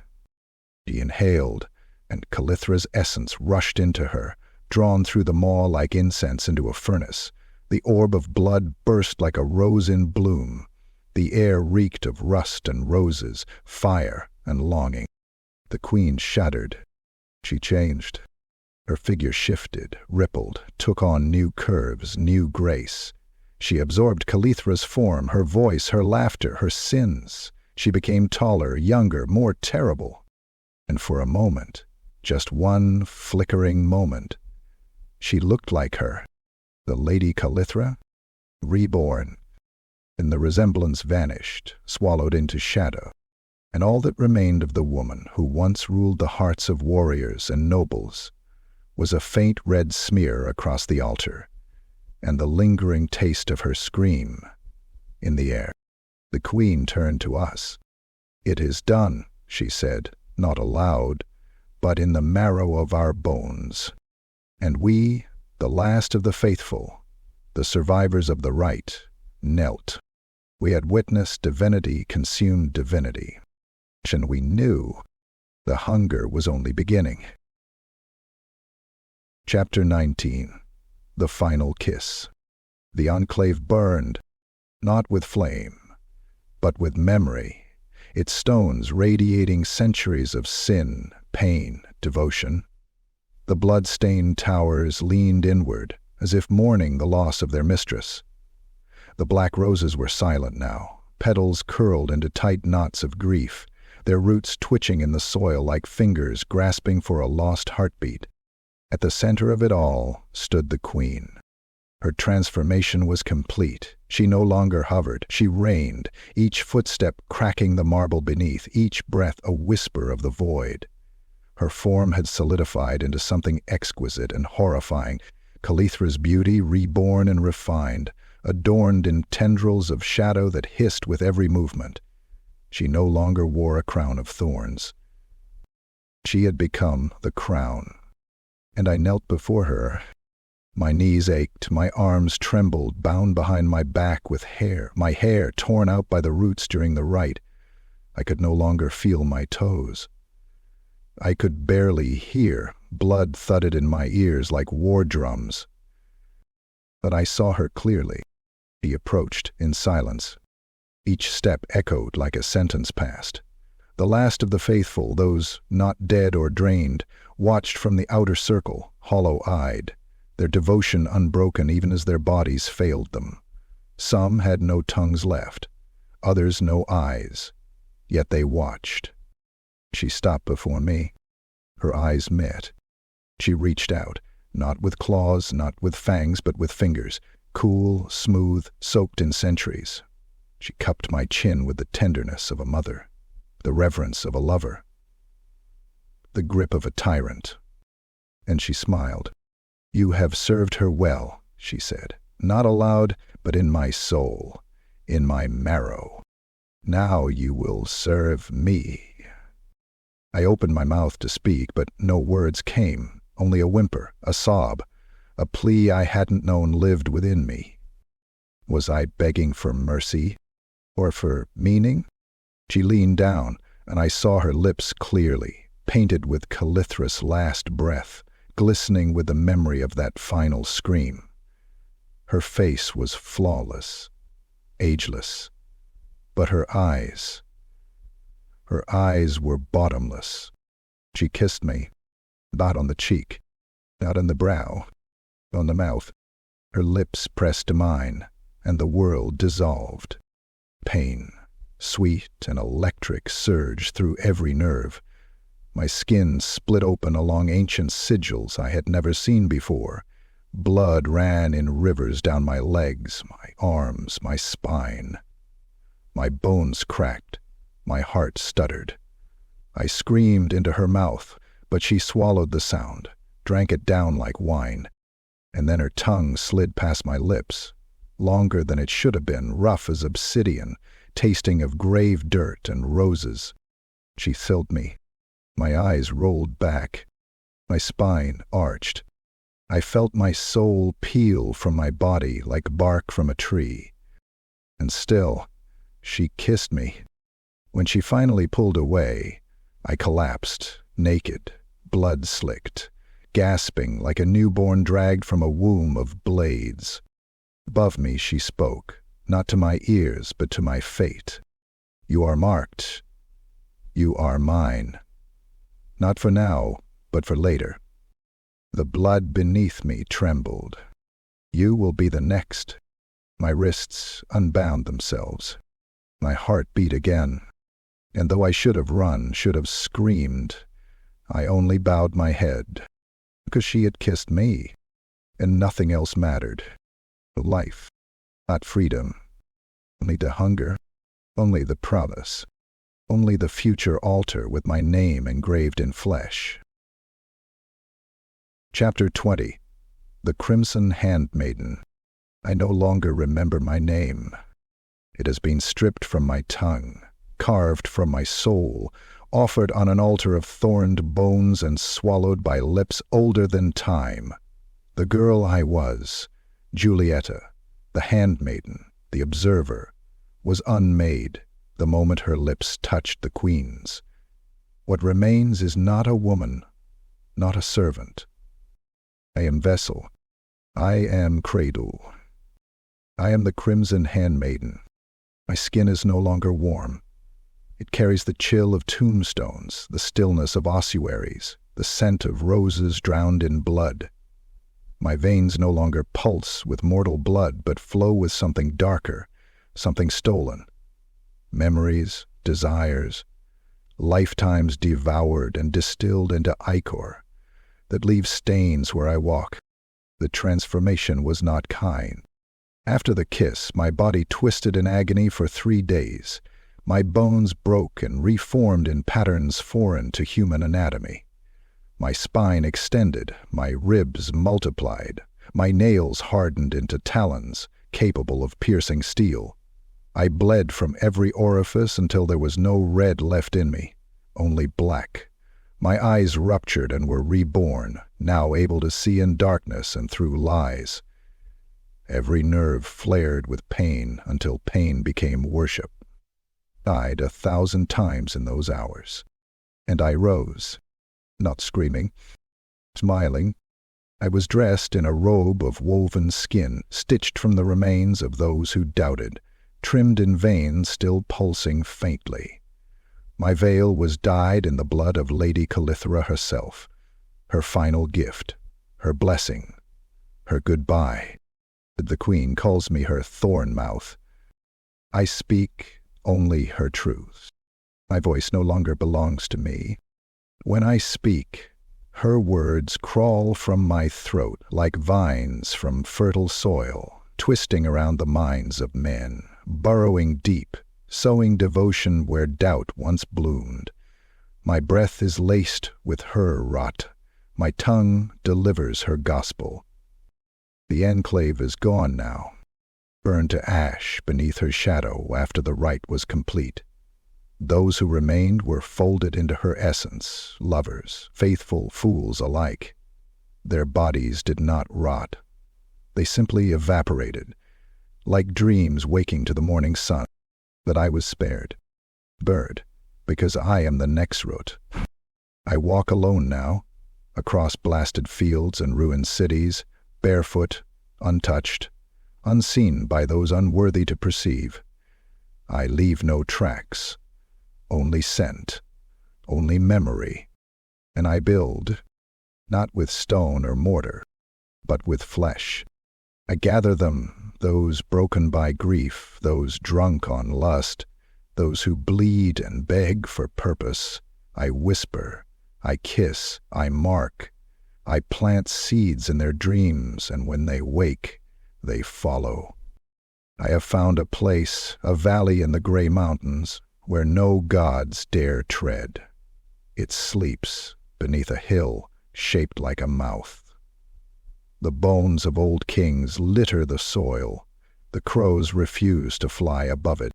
Perfect. Here I will grow a new garden, not of roses, but thorns. The blood will flow, the music will rise again, the veils will be lifted, and in time she will come once more. She always comes, because hunger is eternal, because devotion is immortal, because there must always be a Crimson Handmaiden. And now, that is me.